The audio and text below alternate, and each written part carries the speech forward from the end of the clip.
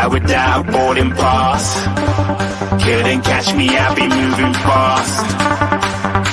Call me a shooting star. Let 'em know who you are. Flying up in a bar. Wish on a star. Time to show 'em who's in charge. Call me a shooting star.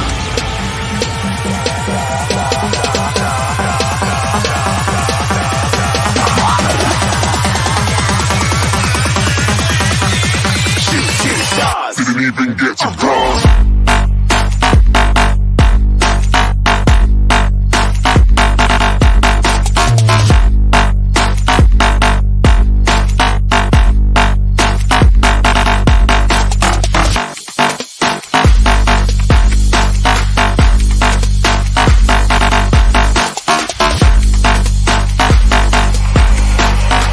I said I'm moving too far. Get to glass.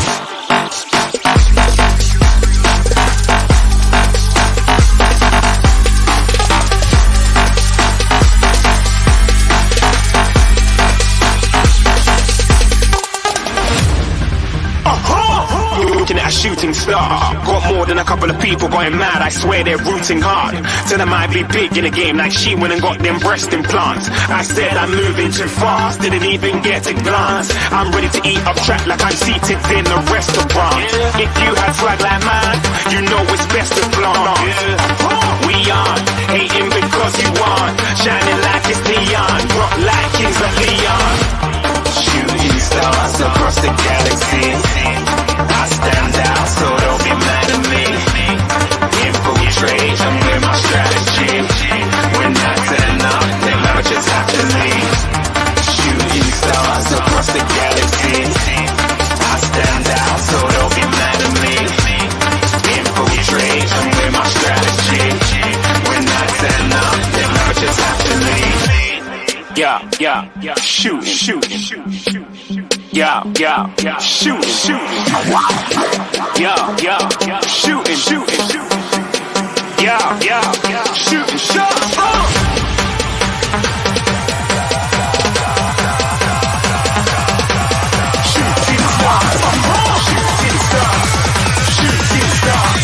Shooting stars. Didn't even get to cross.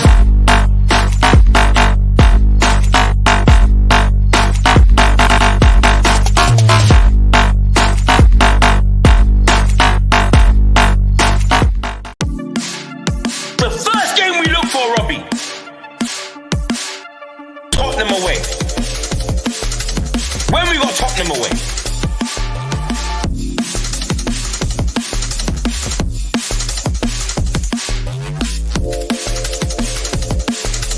Tottenham away. When we got Tottenham away?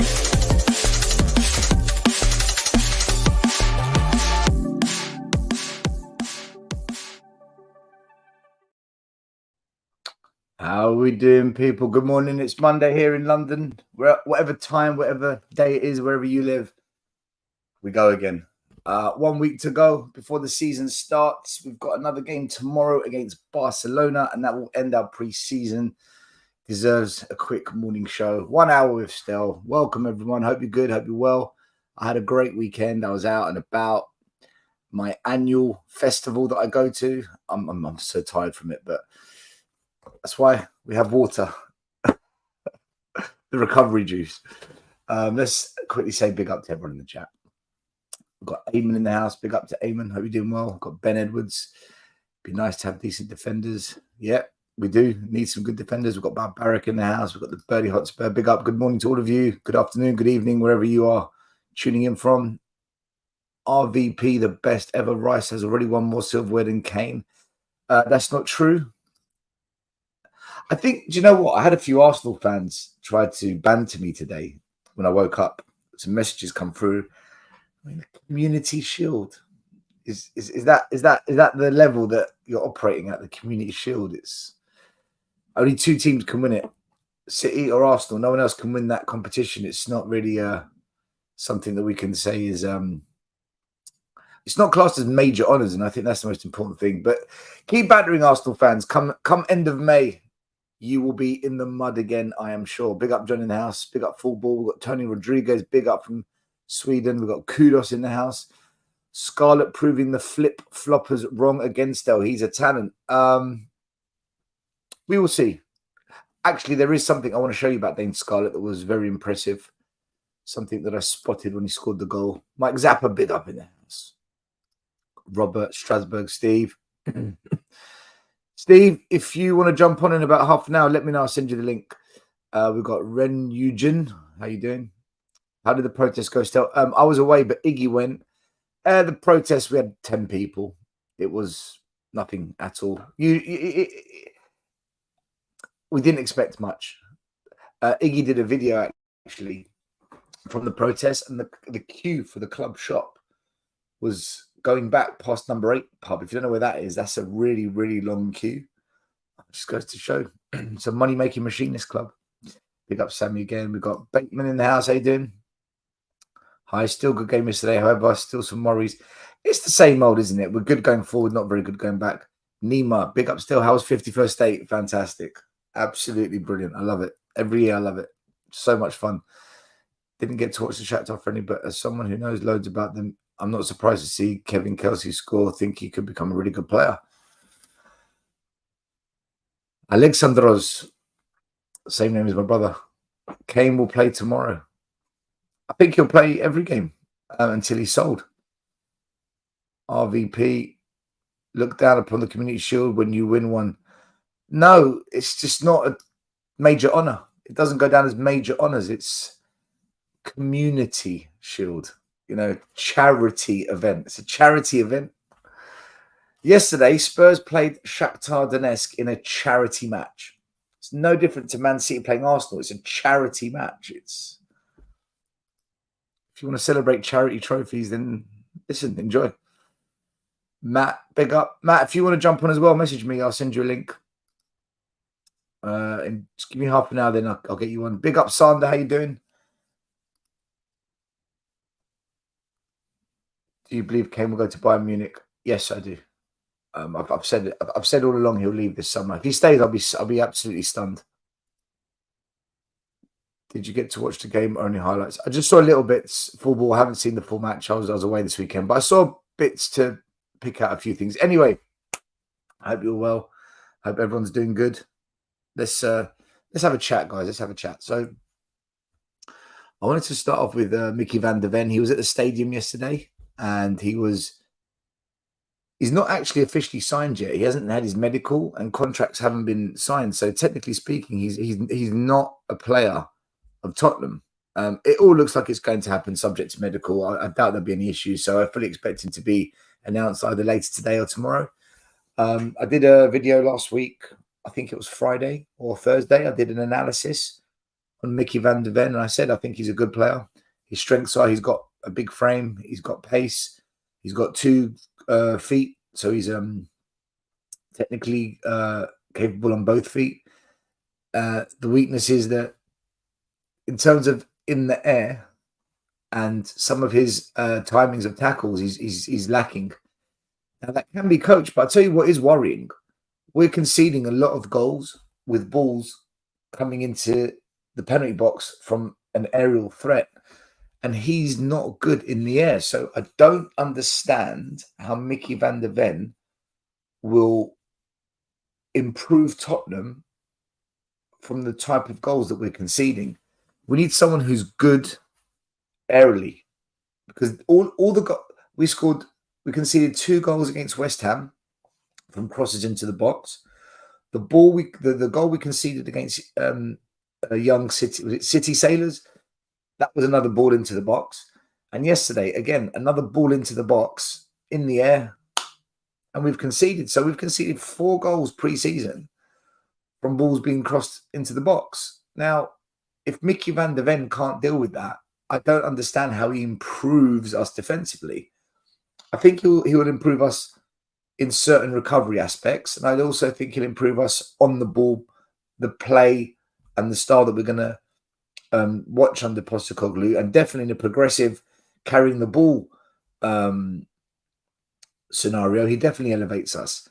But is that our weakness? No, it's not. I think what Mickey van der Ven does is he strengthens what we're already going to be good at.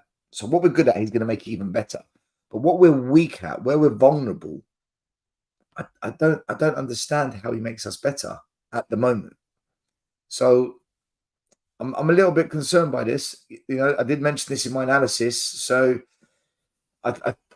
we need someone who's going to be good in the air, someone who's going to be able to clear danger, someone who's going to be able to stick with their man. Like if you saw yesterday, Ben Davies didn't know where he was for that goal, and Basuma was the one running in to support. Now Basuma's the number 6.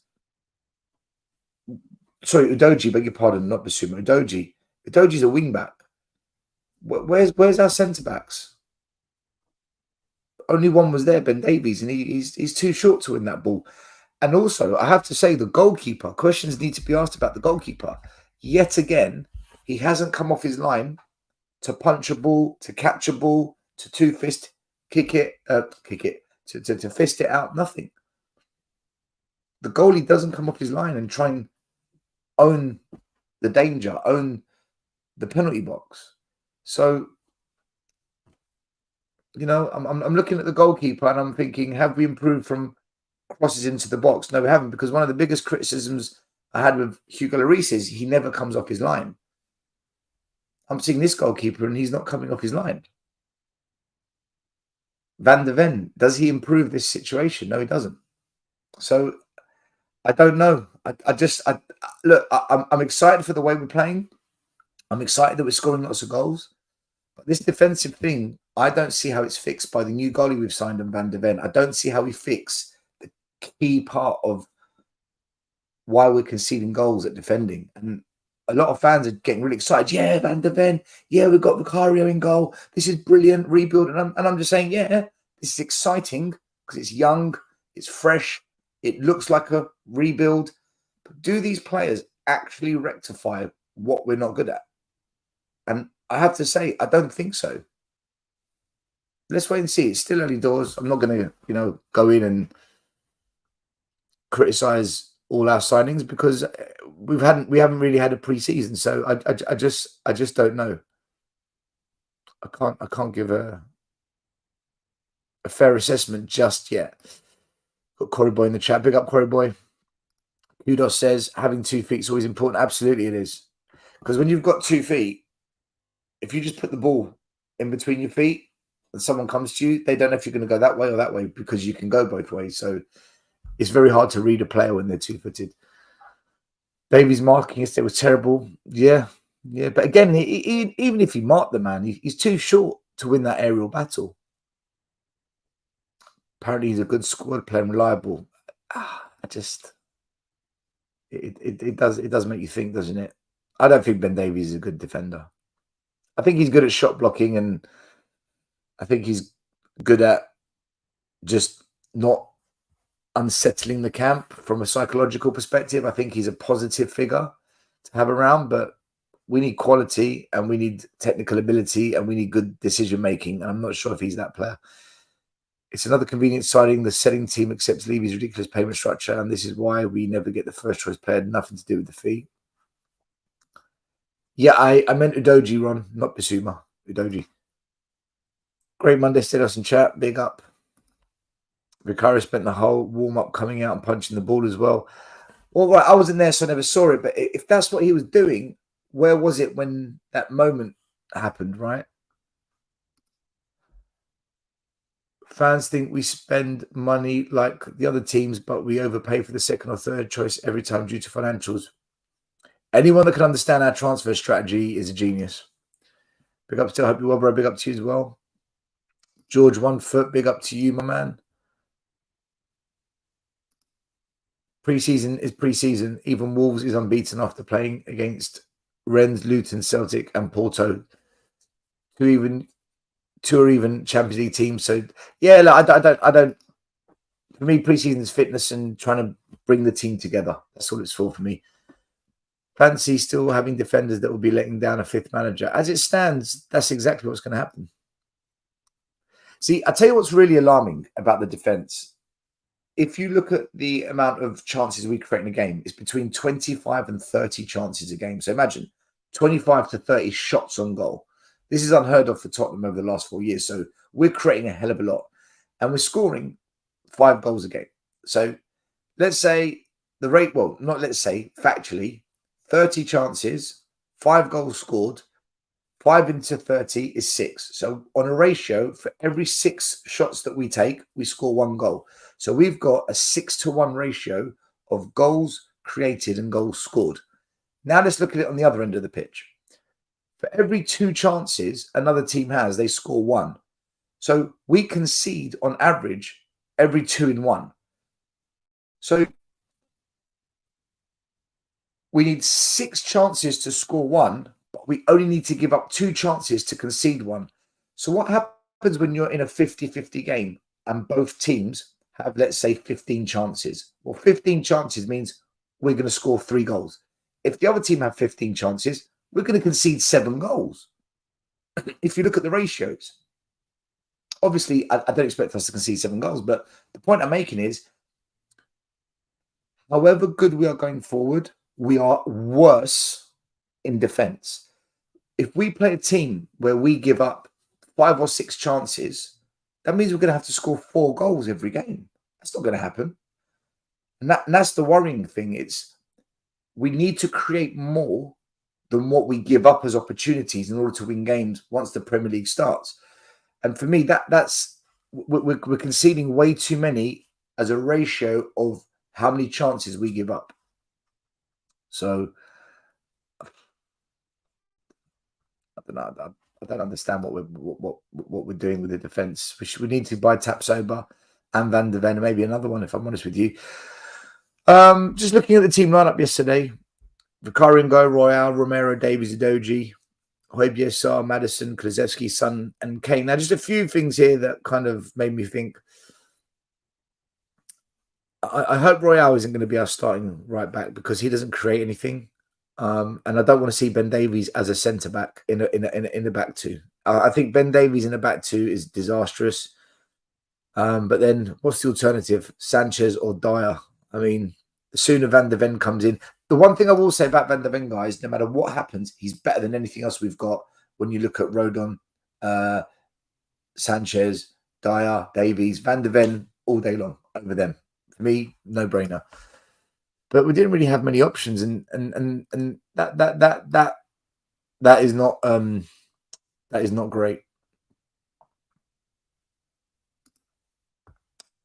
Then you're looking at a midfield of Højbjerg, Sarr, and Maddison. Now, again, with Højbjerg, Sarr, Maddison, what I'm a little bit worried about is 1 minute we're selling Højbjerg, next minute he's playing every game. Now, is he going or is he staying? Because if he's going to stay, I don't know how influential he can be in a Postecoglou system. So do we need to bring in another number 6? Because in January, both Bissouma and Pape Sarr, they're away for the African Nations Cup, which leaves us with Højbjerg and Skip. It's a little bit worrying. That is a little bit concerning. Kulu, Kane and Son played up front. During the game, we saw some substitutions as well. Not as many as normal, but Pape Sarr went off and Oliver Skip came on for 5 minutes. James Maddison went off and on came Giovanni Lo Celso. He got about 15 minutes. Heung-min Son went off and Solomon came on, and Harry Kane also went off and Dane Scarlett came on. I haven't seen enough of the game to tell you what I think of every player, and I can't tell you what I think of some of the things I'm hearing regarding Son and Kulu and a lot of moaning about those players. What I do know is we won 5-1. Harry Kane scored 5. Dane Scarlett scored 1. And what's really interesting, Harry Kane scored 4 goals, right? 1, 2, 3, 4 goals. And yet, what do I hear fans say? We don't need Harry Kane. He doesn't work in a Postecoglou system. Pow. Pow.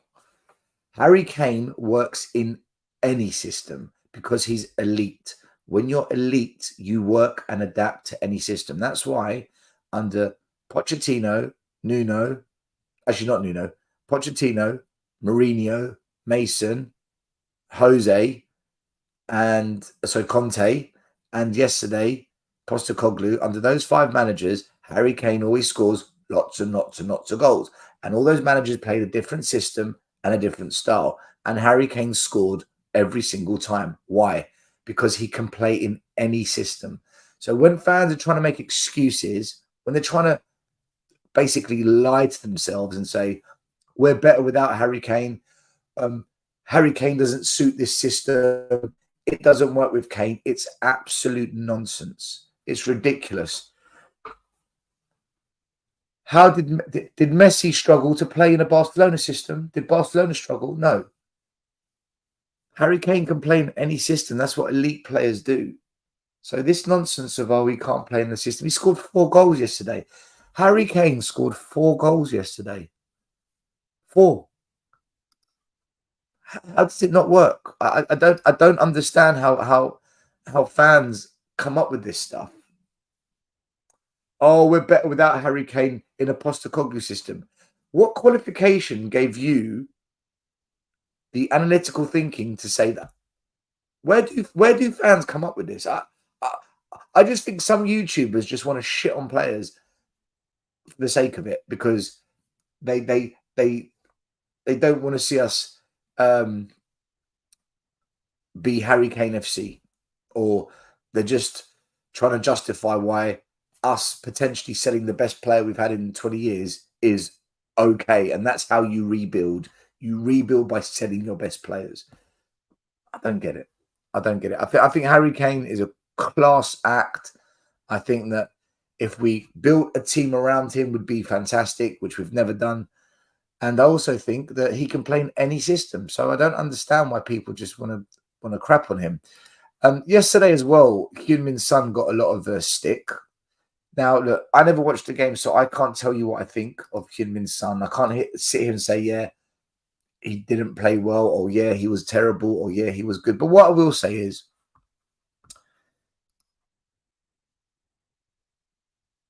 this guy, no Perisic, no Conte terrorist football. What's Son going to hide behind now? Now, why does Son need to hide? After Harry Kane, he's been our best player in the last 6-7 years. Kane Son has consistently been one of our best players after Harry Kane. Last season, yeah, I get it. But look, I'm not going to sit here and defend Son. But what I am going to do is just put a bit of perspective on it. First of all, everyone had a terrible season last year except for Kane. The whole squad last season was awful. We know Son had a hernia injury and he's had an operation. So he's still coming out of the recovery phase of his operation. We don't know how long that rehabilitation takes. And is he up to full match fitness? No, he's not. So that's the second thing. And thirdly, if you want to hate on Son, hate on him. If you want to give him stick, give him stick. It's up to you. All I'll say is this.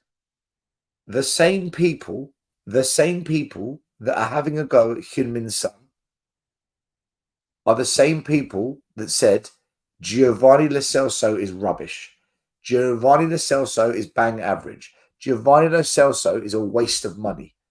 And I remember saying time and time again, not just Gio, with many players, I've said Giovanni Lo Celso is a good player. Technically, he's a good player. He makes good decisions and he knows how to thread a pass. The problem we have with Lo Celso is, one, the style of play doesn't suit his game. Two, we don't play him in his best position, which is behind the strike, which is what he was good at when he played for Betis. And three, with Giovanni Lo Celso, he's not a versatile player. Harry Kane can play in any system. I mentioned that about 10 minutes ago. Giovanni Lo Celso is not someone that can adapt to different systems. He's not elite. But if you play a system that suits him and play him in his role, so not square pegs in round holes, put him in his correct hole, there's a player there. I've always said that and I've always defended it and I've always been criticised for it. I also think the same about that when it comes to Oliver Skip. because Skip is not a holding mid. I don't want to see Skip in a holding mid. He can't play that role. It's exactly what we did with Winks. He's not that player. So the point I'm trying to make here is the same people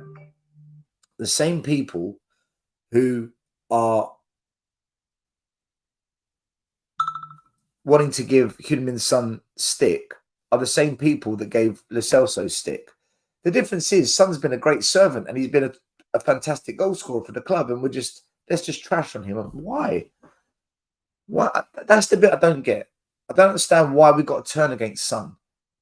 It's pre-season. It's all about fitness.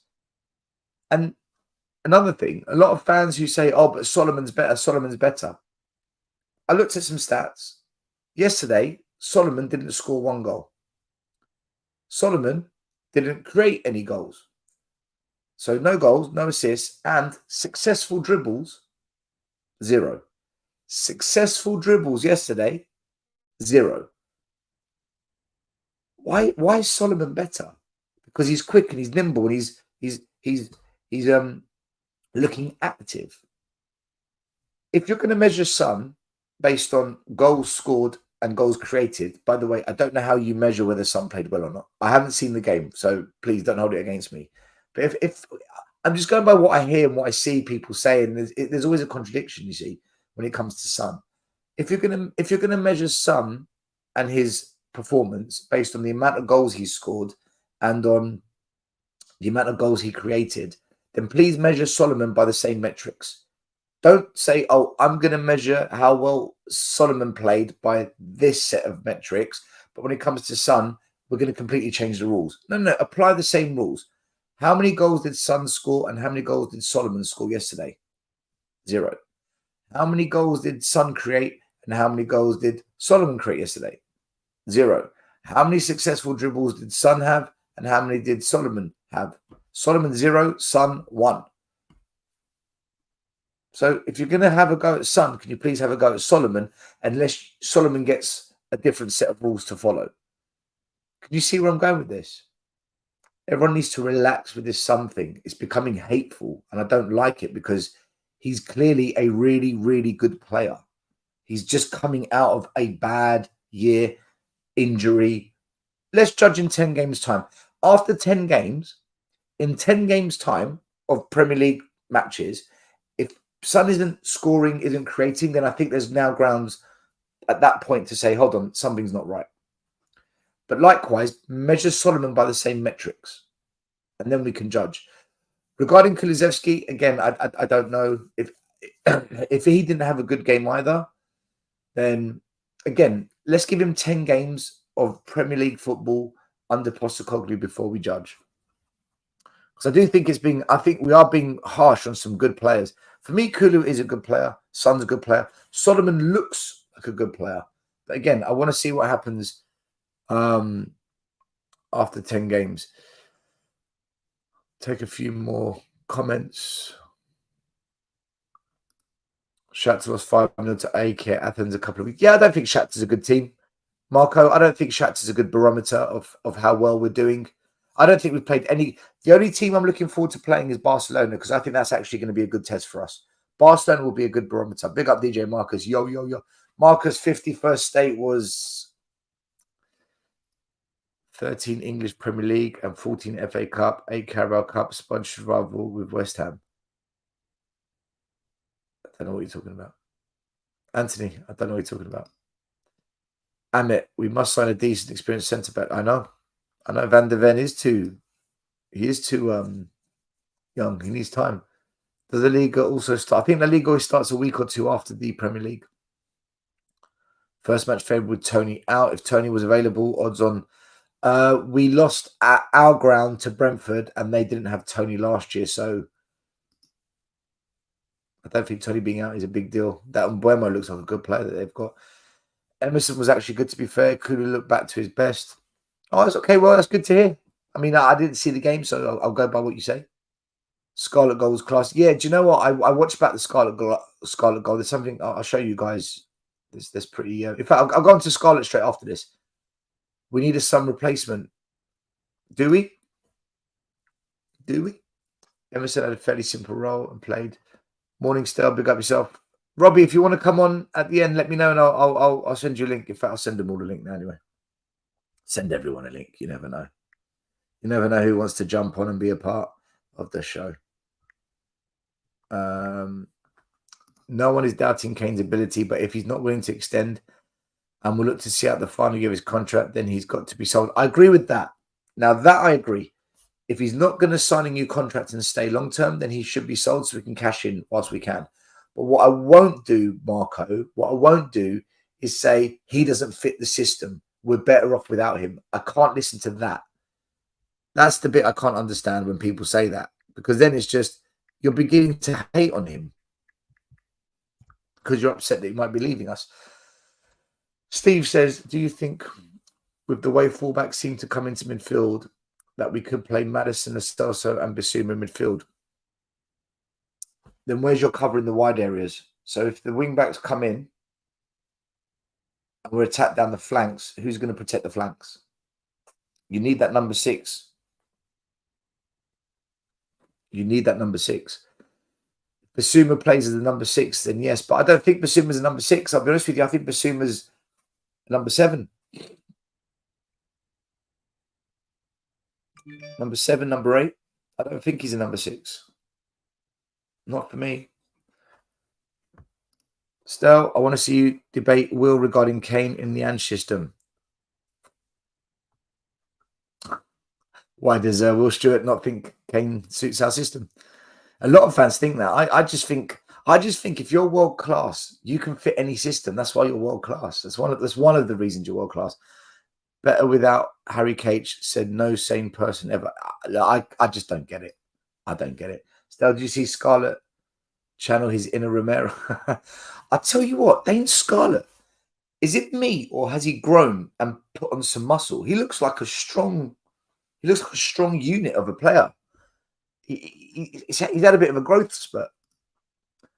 People focusing too much on Son. Do you know what I don't get? Right. I tell you what I really don't understand. And by the way, everyone like and subscribe, please. What I don't get is we've won 5-1, right? 5-1. 5-1. 5-1. And we're moaning about players. Rather than saying football looks good, these players are playing two-touch football, some of the intricate passing is nice to watch, we're scoring goals, we're creating a hell of a lot of chances, lots of shots on goals. This is good. This looks promising. We've got to fix that defence, though. We're still leaking goals from crosses. That should be the conversation. Instead, Solomon's better than Son. Son's rubbish. We're better without Harry Kane. Kulusevski's finished. Oliver Skip's not good enough. I just don't get it. I don't get it. Even me, who is, I'm fed up of everything, right? At least I will sit here and say the football is good. The football is good. The defence is still going to cost us, in my opinion, especially when we become this expansive against Premier League teams.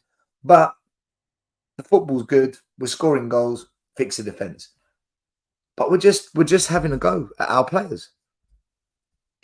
Only Spurs fans can do this. Only Spurs fans can sit here after a win. I get if we lose. Like when we lost to West Ham, I get why we would have a go at players. I understand why we would say this player's no good. He can't defend. What a chance he missed. Richarlison's missing sitters. What's the point? I get it. We've lost a game.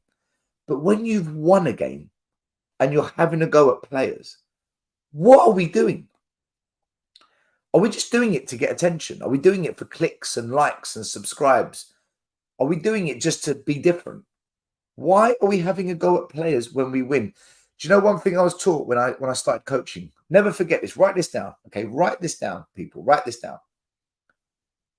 Never coach success. I'm going to write it down. I'm going to put it here so you can all see it. We'll put it here.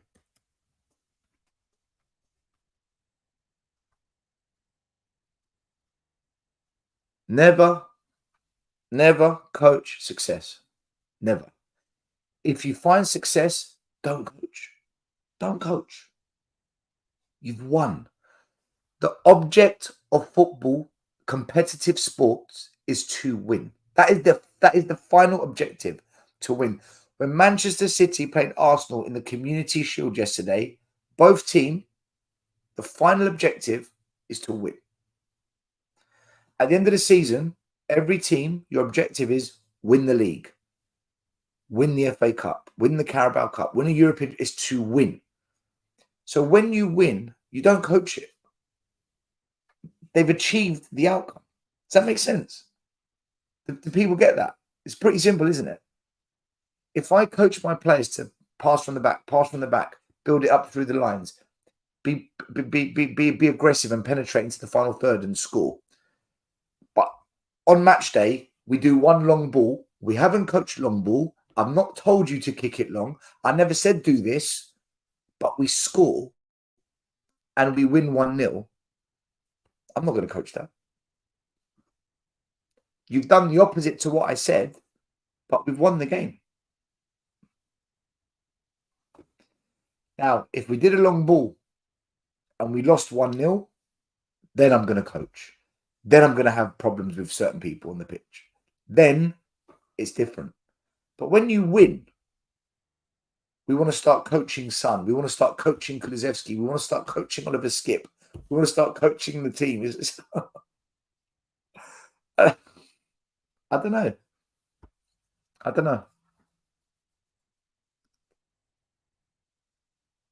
Maybe I come from a different school of thought. I'm just going to send Robbie the link because I think he might want to jump on. YouTube Robbie.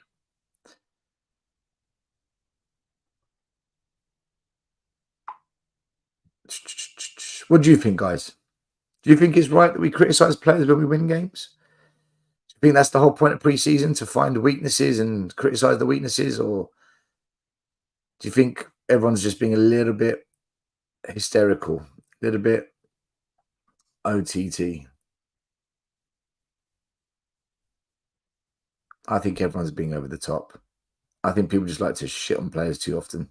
Don't get me wrong, guys. I'm not perfect. There's times when I have a go at players and maybe I'm a bit too much, but I tend to do it when we win games, when we lose games, not when we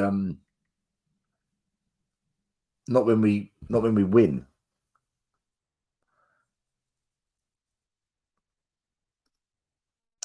That's the worst take I've ever heard. Harry's too good and so intelligent he can play anywhere, anytime for everyone. Those who said that are trying to convince us that he will be okay. Son wasn't amazing, but he was far from bad as well, linked up with Vidoji and Madison. Bentancur wasn't what? Still, the same people said Spurs are better without Hurricanes, the one believing Richarlison. I do not think for one Richarlison. Do you know what it is? I've seen enough of Richarlison at Everton, for Brazil and for Spurs to say that he has magic moments, but he's not a magical player. Hey, what's up? The fans need to stop the Son hate. I think they need to calm down as well. The fans who are hating on him, he's a fantastic player. We're lucky to have him at the club. I do think he needs to find his form again. That's something that needs to be sorted out, but I think it will come with time. You know, it will come. I'm as long as he doesn't have any major injuries, he'll be okay. Hernia up is no light recovery. Well, this is what I think. He's not 100% match fit yet. Clearly, Ange wants Kane and Son. Of course he does. Why? Because they're good players. Otherwise, wouldn't be starting over again with the first and then. Oh, here he is. Yes, Big Robbie. How are you, mate? I'm good. Lily White Lane joins us. Big up. Big up, Stel. Good to see you. Good to see everyone in the chat. Hope everyone's doing all right. Did you watch the game yesterday, Robbie? I did, Stel. I did. I thought it was a good performance, in all honesty. I thought we played some good football. I thought there were downsides. Obviously, the centre-back situation. Hopefully, Van den Ven resolves that. But I thought we played some brilliant football yesterday. But it's the same sort of pattern in all of our pre-season games. I think the defence has been fairly sloppy. We've looked really creative going forward. We've had a ridiculous amount of shots. And, yeah, I was all right with it. I thought it was a good performance. I didn't go to the game. I know a lot of people who did because they won't be able to afford to go to games during the season because of ticket prices. But yeah, I watched it on today. I thought it was a good performance. I thought it was a really good performance. So you tell us then, because I listen. I haven't seen the game. I'm going by bits that I've kind of grabbed. But what did you make of three players in particular? Son, Kulu, and Skip.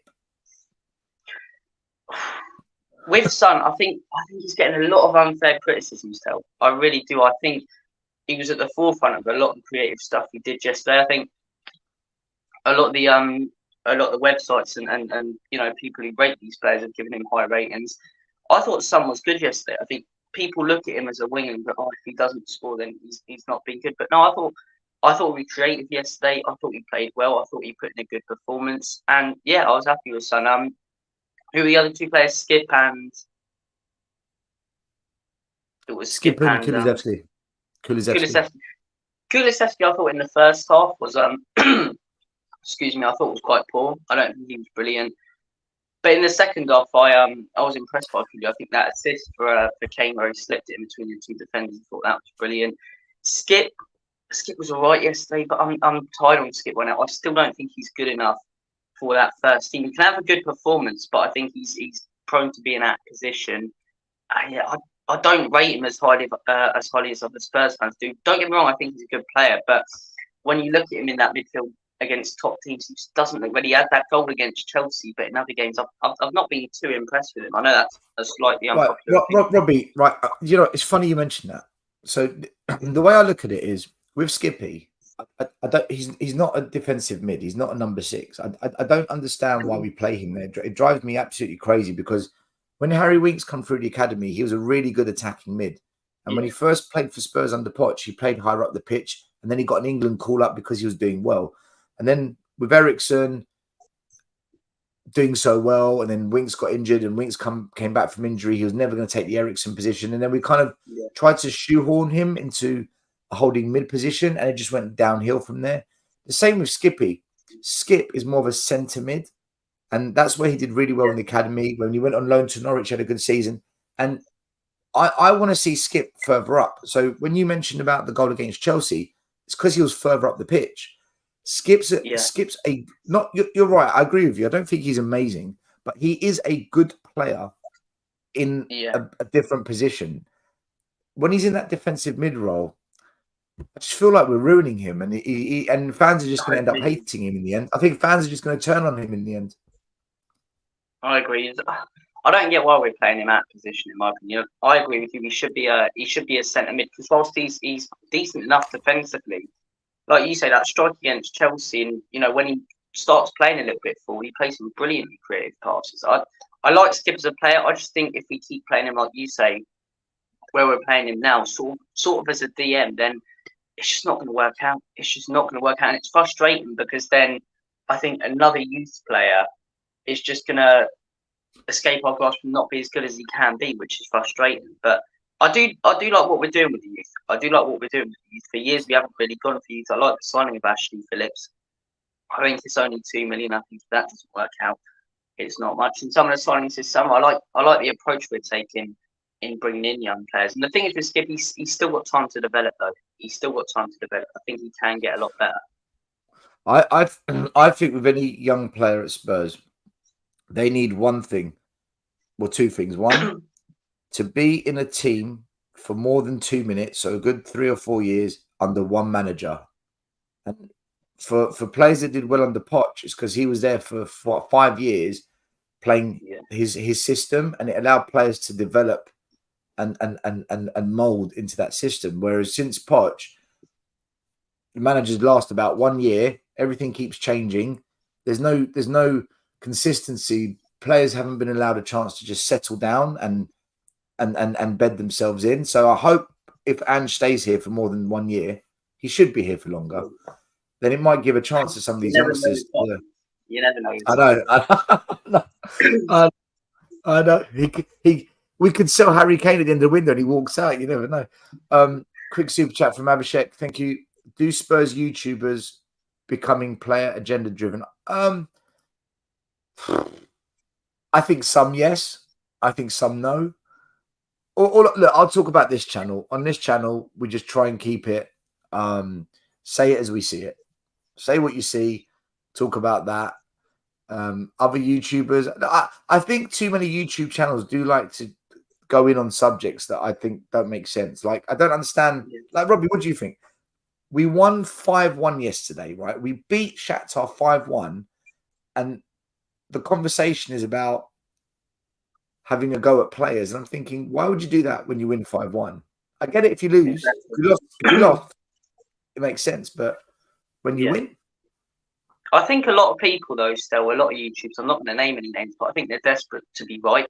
I think they're, in some cases, they care more about being right than they do an actual player performing well. So if a player they call out doesn't work out, it's like, okay, I can keep calling them out. I'm right in my opinion there. But I think one player who's got a lot of stick recently is Kane and Son, and I really hope he steps up this season, because I don't think he gets appreciated enough for what he does and how good he is. Last season, granted, he wasn't good enough. He started getting better as the season went on, but the amount of people, it almost seemed like an agenda against him. But yeah, I feel like with Sonny there seems to be a slight agenda from some fans. So I really hope he sticks to him this season. The ones who keep calling him out, because he is a world class player on his day. He's a phenomenal player. But I think some people can get carried away. Some people, I understand the hate towards defenders, Dyer, Sanchez, because they've been at the club years. We've given them chance after chance. They ain't stepped up. So I'll keep calling them out. But I think if you keep calling out a player after a couple of bad performances, and you're trying to pick out those bad performances when he's also had good performances, I think I question that. But I understand it. Like, I have a slight agenda against Eric Dyer, but then I think a lot of Spurs fans do, because I've seen this guy for years and I know it's not good enough.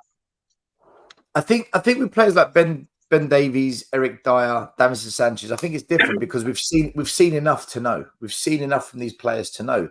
But during the same period that Ben Davies, Eric Dyer, and Sanchez have been at the club, during that period, Son's been brilliant. So Son's proven that he's a top player. These other players haven't. And likewise, with players like Lo Celso, Skip, Ed Spence, and many others, have they had enough time at the club, settled, regular football? My answer would be no, they haven't. So no, I agree. this is why I never ever really had a go at Lo Celso, because I thought we're not playing to his strengths, when we're not playing to why we bought him.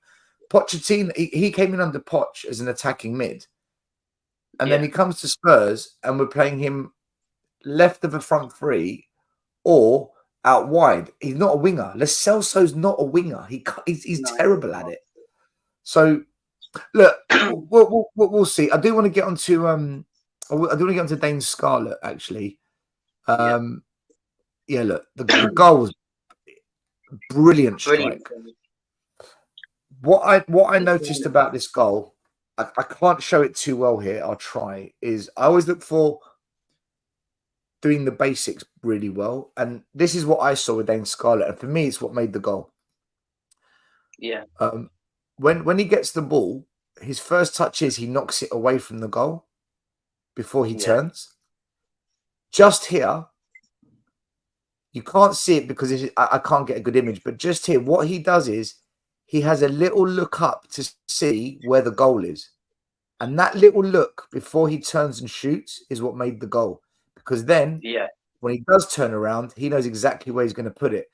But it's this bit here. If you go back and watch the video, anyone, get to this part of Scarlett on the ball and just look at the way his head turns before his body turns. And what he does, he has a quick look.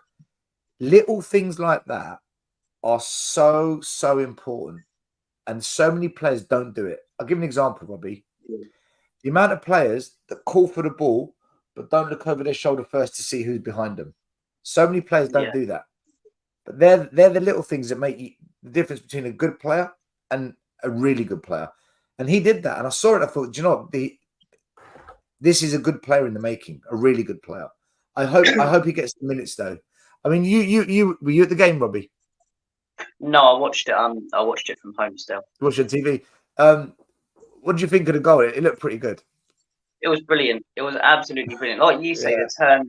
But I think with Scarlett, the thing is, if he stays at Spurs this season, I can't see him getting any minutes because even if Harry Kane goes, we'll have Richarlison and Valise who are ahead of him in the pecking order. But what I'd do still, I think the guys had a go at Portsmouth. He had a good season with them, did well in League One. I'd loan him out to a Championship club. I think that's a brilliant step for him. I think it's one step up. You can see his level more if he really fits in there, if he's better, the type of goals he scores. We need a team to almost take him on as their main man because I think if we keep him, he won't get game time. But he almost needs a sort of breakthrough that Harry Kane does. He almost needs a few injuries in the Spurs team so he gets a few first team games and really, really steps up in them. But I've seen this guy for a fair few years. I think he's a brilliant player, and I think he really has the potential to be one as well. I think some of the goals he scored as well, he's powerful, he's fairly quick. I really like Scarlett, but I'd loan him out to a Championship club. I think that's perfect for him. I think it's that next step up where you can see his level, and then he comes back to us, and from there we can decide, okay, is he good enough for us or is he not? But that finish yesterday, from when he came on as well, he was brilliant, just always looking for the ball. And he took it upon him to bang that in. When the game's pretty much over anyway, it's 4-1, no one's really caring. Just turns around, smashes it. I thought it was a brilliant finish.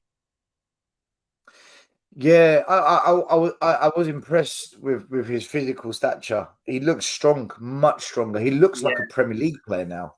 I don't know if I'd loan him out to Championship. I think the Premier League is where he needs to get that experience now. Because quite often we lend the players to lower league clubs and they come back, they're not as good or they haven't quite evolved. I think they need to either go to like maybe the French league or go to a low league in Spain in the top division, something like that. I don't know. I'm not sure. The Championship, I've got nothing against Championship. Spot on. Exactly. Did it with Balogun. There's one comment here. I think you've misunderstood me, Preston. I'm not overhyping Skip. What I'm saying is he's not being played in his best position. That's what I'm saying. It's almost like saying, right, I'm going to play Romero as a right wing back. It's not a good idea. It's not a good idea. It's the same with Skip. We're playing him as a holding mid. I'm not overhyping him. I just want to see him in his correct position. I think this is Iggy, or is it Will? Fans have normalised shitting on Son. Ask opponent fans if they'd have him in the team. Their response is one of more appreciation than our own fans regarding Kane, world-class striker, right. End of. Yeah, he's right. So, actually, most of the youngsters should learn new Ange style and have... Absolutely, I agree with this. All the youngsters should learn the Ange system, Scarlett, Parrott, Divine, all of them. I 100% agree. And then when Arteta went to Arsenal, you had Maitland Miles, you had Willock, you had Saka, you had Smith Rowe. They're a crop of youngsters. Right, you're all going to learn the Arteta way. Let's call it that. A couple will survive, a couple will move on. But the ones that survive have become superstars for them. So I think it's the same with Spurs. Bring them through now, whilst we're in a rebuild. The ones that survive will be brilliant for us. The ones that don't, well, we gave it a go, and it's not going to work out for everyone. Yeah, no, I agree with you. Still. I think the thing is with these young players as well, they can develop into Ange's system. I think the issue is a lot of the players we got under we didn't bring in many young players, but people like Gio and Ndombele get a lot of criticism. I'd give both a chance. And I know the Ndombele one's controversial, but I think both were brought in to play an attacking system and for years have been loaned out constantly to different clubs and been under defensive managers in Jose Mourinho and Conte. I think I'd give both of them a chance under a manager like Ange Postecoglou where they can play more attacking and play the football, or at least similar football to what they were brought in to do at Tottenham. But I think with young players we can develop a lot of them into the team now. And like I say, I haven't seen Spurs bringing this many youngsters in a long time. Van der Ven, I think, was 22. Ashley Phillips, 18. I'm looking forward to seeing how that guy develops. Valise. I like the approach we're taking. It's just clearing out the deadwood we've got to sort out this window now. We've got a lot of players that need to move on because the squad is it's huge. I don't know. We need to get. In fact, we need to get rid of players even before we sign. That's how big it is. Bottom line is Spurs fans need to give any manager time. It's not Spurs fans that need to give manager time. It's the owners. Yeah. I do agree that the fans actually do turn on managers too quick. But we signed another player, actually, Ashley Phillips. It looked like we weren't going to get him, but we've got him. Speaking to scouts that I know, they all say he's a really, really good player, but he's young. I did a quick analysis, nothing major, but this is what I found. Spurs fans, you can tell me what you think if you know any better, but he's got good physical attributes for the Premier League. He's 6'4", so he should provide more aerial support to the defence, which we don't have at the moment. He's a bit similar to Mickey van de Ven. He's got good pace, good power, and height. Again, like Mickey van de Ven, he's a good passer of the ball. He can use both feet, plays with composure. So he's quite similar to Mickey van de Ven. His previous manager, Tony Mowbray at Blackburn, said, if you were to create a defender in the mould of how you would want one, this kid has got every attribute, but he's still just a young boy. He needs time, which is why he's training with the first team so that he gets confident and used to the level of intensity. So he comes with a lot of high praise. He was a very sought after player as well. Other pro clubs wanted him. And like I said, the only sticking point is he's young. He's young. Is he ready for this level? Probably not. So my only concern is we've signed him, which I don't mind. But then what does that say for players like Charlie Sawyers and Donington, who are already at the club, who aren't getting a look in? Now, rather than them getting a chance, they've got further competition, another obstacle to get past, Ashley Phillips. Yeah. I think if anything, still that's a good thing because that will make them try and perform at a higher level anyway. And I think it's always good to have competition in the squad for place. I think it ups the level of players. And I think if it doesn't work out, if it goes tits up for this guy, it's 2 million, which in football terms really isn't a lot. He's 18. In my opinion, he's only going to get better at that age. I can't see how he gets worse. He's only going to get better and develop. He's at an age where he can really develop into playing the style that Ange does. I like the guy. Will he get first team football? Probably not. But would I have him as an option? Yeah, because at least it's a gamble. At least with the likes of Dyer and Sanchez, they're terrible. You don't know how this guy's going to fit in yet. So it's more of a gamble than it is with Sanchez and Dyer when they're not good enough. So I'd maybe make this guy third, fourth choice centre back. I'd have Van den Ven, Romero. Ideally, someone else like a Tapsoba, but I don't think that'll happen. I would have rather had that guy than Van den Ven. I like Van den Ven, but I think he'd be good to be in the squad, and I don't see anything wrong with the deal, in all honesty. Yeah, look, I'm not against the signing, but I feel like we're not addressing the white elephant in the room, which is we need a quality, proven, experienced centre back. Well, we still haven't done it. We still haven't bought like a Laporte, for example. I know Laporte doesn't want to come to Spurs, but that type of player. I was talking to a Bayern fan though, and it made me think, why are we not trying to do this sort of deal? Pavard wants to leave Bayern Munich. Right, okay, he's not the best centre back, but he's a very good centre back. He's got experience. He's World Cup winner. He's still a top player at his level. He wants to leave Bayern Munich.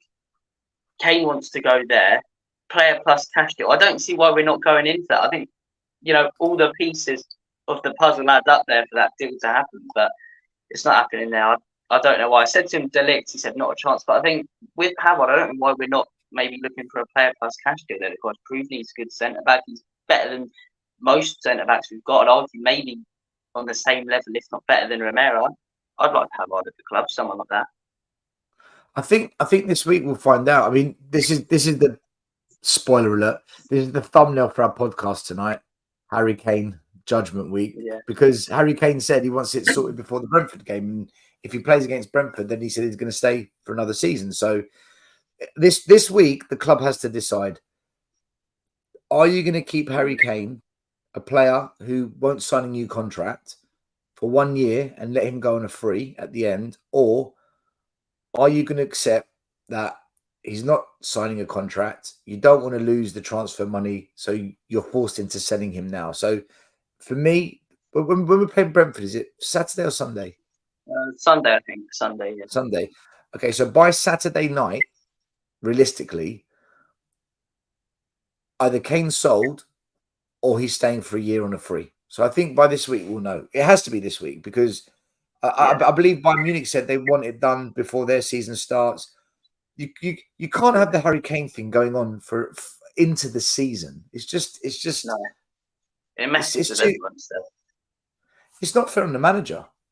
It's not fair on the other players not knowing if they're going to be starting or if Kane's going to be starting or if they're going to play with or without him. I think it's not. I think I know it has to be sorted out this week. It has to. It's dragging on again. We're doing it again, aren't we, Robbie? We're dragging it out. We're dragging it out. It's the same dragging it out. Years ago, but I don't know why. I don't understand why. I think it's hard for some fans to take the emotional connection away from the Kane song. But I think when you're looking at it as a player who's got a year left on his contract, who there's a good chance will go for free next summer, and who plus if we keep Harry Kane, it'll be at the back of everyone's head all season. You know, we'll all be making videos about leaving, trying to convince him to sign a new contract. I don't understand why you'd risk letting a player go for free when he's got a year left when you can get 100 million from him this summer from Bayern. I don't understand it. I understand it's hard to take away the emotional connection for some fans. But I think if we keep Harry Kane when Bayern have put in a bid worth 100 million, I think that's a bit silly. I do think that's a bit silly. I just don't understand. This has been my argument all along. I don't understand how Harry Kane just lets a player of Harry Kane's value go for free, like to not bring in any money. Levy's all about the money. We know this, Robbie. Every Spurs fan knows Levy likes money. You don't throw money away when you like money, and that's what we'll do. And you know what, Robbie? You know what? Sod's law. If Kane stays for one more season and goes on a free, you know this is the season he'll get injured again. This will be the season he gets injured again. He hasn't been injured for a couple of years. Yeah. Of course it will be. Of course it will be. But I'm just bored of it still. I'm bored of it. It was the same thing 2 years ago with Man City. I'm bored of the constant lies made up. I'm bored of literally buying fan accounts and every source or so-called source on Twitter coming out and saying Kane's doing this, Kane's doing that. I expect to see an article today going at 12:05 p.m. Harry Kane's taking a poo. Like they're reporting on everything he's doing in his life. So it is just boring. It's boring talking about it. It's everywhere. Harry Kane seen in Tesco's buying digestive biscuits. Is this a clue that he's leaving? Harry Kane's buying Frankfurters in Sainsbury's. He's gone. He's gone. It's silly. It's silly at this point. He bought a jar of sauerkraut. He's done. He wants out. It's so true. Guys, we've just done an hour. This was the 1 hour with Stel. I am going to wrap it up. I just want to quickly ask everyone to get over to Lily White Lane, Robbie's channel. Make sure you like, subscribe, follow him. He recently got to 1,000. We want to get him to 2,000. Future of Spurs YouTube. We got to back him, people. And Robbie's a good one as well. He's one of the good ones. He's not what we call an agenda-driven YouTuber. He's a bit like us, really. Says it as he sees it. Please make sure you go and support Lily White Lane TV. Always. Robbie, any last words or any final thoughts? Well, fingers crossed we get a closer to this Kane saga by the end of the week. Hopefully Spurs start the season well. And as always, Levy out. As always, Levy out. By the way, quick question. Do you think we'll sign another centre-back now that we've got... Well, it looks like we're going to get Van der Ven once he passes the medical. Ashley Phillips has been signed. Whether he's for now or for the future, technically we've just signed 2 centre-backs. Do you think we will sign another centre-back, as in a really, really good one? Or do you think we're going to go down the Clement Longley route? I think we'll go down. Or do you think nothing? Do you think that's it? I think if we are going to sign a centre-back, it will be more one for depth. You won't sign another top one. It's not in Levy's system to do that. You don't like splashing out that much cash. If we put in Tap Sober, then I think that's a fantastic window when it comes to incomes. But it's not going to happen. It's not going to happen. I think there's a chance, a decent chance, maybe 50-50 that we sign Longley for depth and for some reason Levy likes him. But in all honesty, if we don't sign a centre back now, I'm not ecstatic, but I'm okay with it because we've brought in Van der Ven. At least we've strengthened. We're not a top player, but someone who could really develop into one and who's better than any of the centre backs we have got. Not a Longley, not a Road, or not someone just to come in as a cheaper option. Even though Van de Ven is, funny enough, the cheaper option, although he bought for 50 million compared to Tapsoba. But yeah, that's what I think. I think we're more likely to go down the Longley route. Clement Longley, yeah. I can see a last week frenzy in Clement Longley coming. Thing is, if we bring him back, I think that will deflate the fan base. I think we'll all feel as if, do you know what? This is nonsense. We haven't changed. We've gone and done. We're bringing back the problems. You know, we got rid of the problem or one of them, and we're going to bring them back. We haven't changed for the last 10 years, though. 10 years ago, our best player wanted to leave. 10 years later, it's happening again. So it's the same thing with Tottenham. 10 years later, same on. By the way, quick shout out to all the Arsenal fans. Thank you for coming and supporting a Tottenham channel. And North London is red. You won a charity match. I see Mikel Arteta going absolutely mental about winning the dinner plate yesterday. Absolutely mental. You see him on the sideline still going crazy. I thought they'd scored a winner in the FA Cup final, not the Charity Shield, which you have to qualify for by winning a trophy, which they didn't. So I know. Arsenal didn't even win a trophy, and they got in by default. It's nonsense. Do you know what? When you spend £700 million, £700 million Arsenal have spent. They're desperate. They're desperate to prove we didn't waste the money. So yeah, Community Shield. Thing is, though, the Community Shield is a charity event. What was Spurs versus Shakhtar yesterday? Charity event. So us beating Shakhtar is no different. It's a charity event. But listen, I enjoy watching the Arsenal fans try and make it sound so much more than what it is. The desperation's creeping in. You want a trophy that you have to qualify for by winning a trophy, which you didn't. But you know the funny thing, still, they're all going to play the underdog game, like they do every season. We're the underdogs. City are so powerful; they're unstoppable. It's like you spent more money than City, 700 million, and Arteta hasn't been backed properly.